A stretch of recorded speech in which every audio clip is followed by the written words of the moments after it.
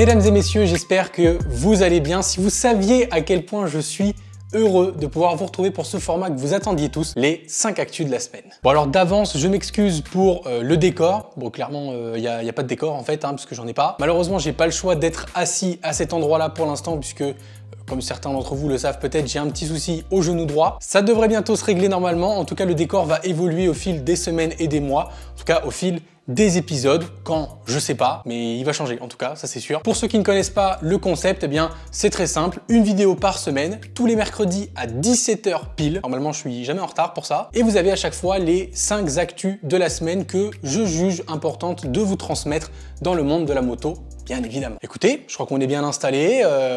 C'est parti. Actu numéro 1, nous avons des motards qui sont du coup engagés contre la maltraitance des femmes et des enfants. Alors c'est vrai que nous les motards en général on est un petit peu mal vus de la communauté parce que on fait du bruit, on roule un petit peu vite parfois, ce qui est vrai, on se gare sur les trottoirs, ça peut en énerver certains. Du coup, quoi de mieux que l'association Storeborn, c'est ça? Oui, c'est Storeborn, qui veut dire grand enfant en danois, pour lutter contre ces stéréotypes auxquels on fait face. Leur but clairement c'est d'apporter du soutien aux femmes et aux enfants qui sont maltraités lorsqu'une demande est faite soit par la victime elle-même, soit par un proche de celle-ci. Alors bien entendu, tout ça c'est pacifiste, il n'y a aucune violence qui est faite ou de représailles qui est faite aux auteurs, aux agresseurs en quelque sorte. Mais le but justement de cette association, c'est de les accompagner, de les inciter à faire les bonnes démarches contre leurs agresseurs pour que ceux-ci soit réprimandé, normal. Bref, je trouve que l'initiative est plutôt cool, ils font ça bien évidemment totalement bénévolement, ils sont pas payés pour ça. C'est normand, donc ça vient du ch'ti nord mon copain, ça vient de tout là-haut, et ça fait 3 ans qu'ils opèrent, donc voilà, j'espère pour eux que ça va continuer,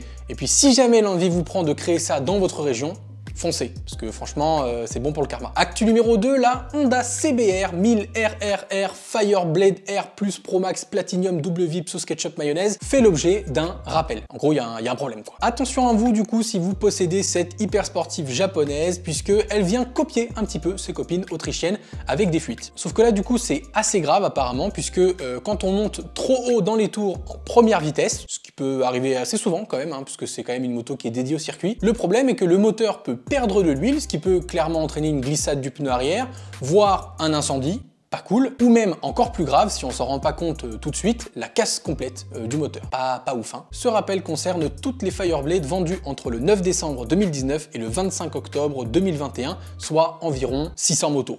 Rien que ça. Du coup, si vous possédez l'une de ces machines ou que vous connaissez quelqu'un, contactez votre concessionnaire Honda très rapidement. Vite, faites vite. Actu numéro 3, un coffre-fort pour votre moto. Oui, non mais vraiment, un coffre-fort quoi. Alors oui, ça existe, mais il va falloir débourser la somme astronomique de 25 000 €. En gros, le prix d'une R1 avec une ligne complète Accra ou d'une Panigale. C'est la société Bolt & SOS, un petit accent quand même, ça me fait plaisir, qui fabrique cette petite beauté à 25 000 balles. Après, ils font les choses bien, vous me direz heureusement vu le prix, puisqu'il faut compter 800 livres pour l'état des lieux, ce qui veut dire pour voir si c'est faisable concrètement dans votre garage ou même dans votre salon, pourquoi pas. 13 000 livres pour le coffre-fort en lui-même et 3 000 livres pour l'installation. C'est plutôt cool, ils vous le mettent chez vous. Tout frais compris, comme je vous le disais, on arrive aux alentours de 25 000 balles, mais ce qui est cool, c'est que c'est quand même configurable, un petit peu, à votre sauce quoi en gros. Puisque le concept est assez simple au final, puisque c'est juste en fait, ils creusent un trou, ils mettent leur coffre-fort dedans, et puis ils le referment. C'est tout, tu mets ta moto dessus, ça descend et ça monte. Tout simplement. Ce qui est cool, comme je vous le disais, c'est que c'est configurable. Soit vous mettez une porte qui est opaque, puisque par exemple ça va dans un garage et vous n'avez pas envie qu'on voit ce qu'il y a en dessous. Mais dans le cas où vous voulez le mettre par exemple dans votre salon, en plein milieu, pourquoi pas? Vous pouvez aussi mettre une vitre, comme une fenêtre en fait, mais dans le sol et avec votre moto en dessous. En vrai, le résultat est plutôt stylé. Maintenant, il faut aussi pouvoir sortir la moto de là, parce que sinon ça n'a pas trop d'intérêt. Donc si vous habitez un appartement comme moi, bof. Actu numéro 4, attention, ça va faire crier plus d'une personne. L'airbag devient obligatoire. Pas en France. Ça va, on est sauvé. Mais à Chypre, en tout cas, il l'est devenu. Et ça pourrait peut-être même arriver chez nous. Alors comme je vous le disais, pour l'instant en France, l'airbag n'est pas obligatoire. Je pense que ça ne saurait tarder, bien évidemment.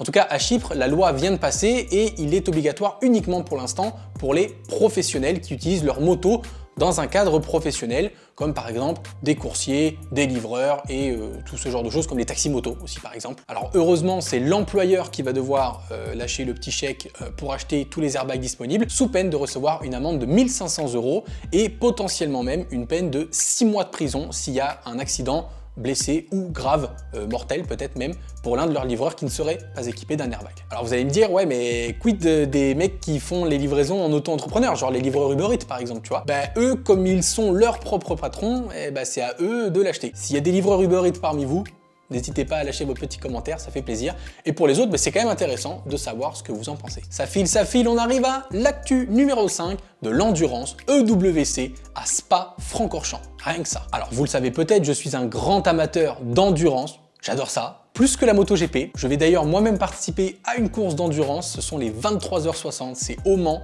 début juillet, et c'est avec le team ART72. Je suis très fier et j'ai hâte que vous suiviez cette aventure avec moi. En tout cas, ici on parle du championnat EWC, donc le championnat international, le championnat du monde tout simplement d'endurance. Et nous avons du coup ce circuit de Spa-Francorchamps qui fait son grand retour dans les compétitions internationales, puisqu'il était fermé depuis quelques années car jugé beaucoup trop dangereux. On a bien entendu une petite pensée pour Antoine Hubert, un jeune pilote de Formule 2 qui est malheureusement tragiquement décédé en 2019 justement sur ce circuit. Et du coup, c'est pas moins de 25 millions d'euros qui ont été investis dans des travaux justement pour sécuriser un petit peu plus ce tracé très dangereux. Et c'est donc avec un immense plaisir qu'on retrouvera la scène moto internationale du 2 au 5 juin 2022. Alors vous vous en doutez, j'aurais bien aimé être présent. Malheureusement, j'ai un autre événement de prévu exactement le même week-end. C'est le Highside Ride Festival.